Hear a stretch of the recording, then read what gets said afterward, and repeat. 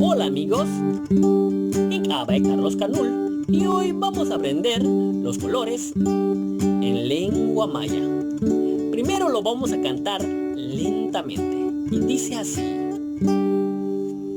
El cielo es cho, la nube es sac, el corazón chac, la uva es chaccho, zanahoria chacancan, la hierba es yash, la mesa chucua, la piña es cancan. La piedra es sacbosh, flamenco es sacchac, la llanta es bosh, color se dice bo.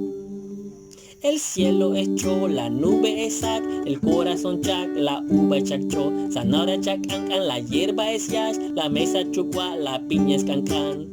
La piedra es sacbosh, flamenco es sacchac, la llanta es bosh, color se dice bo.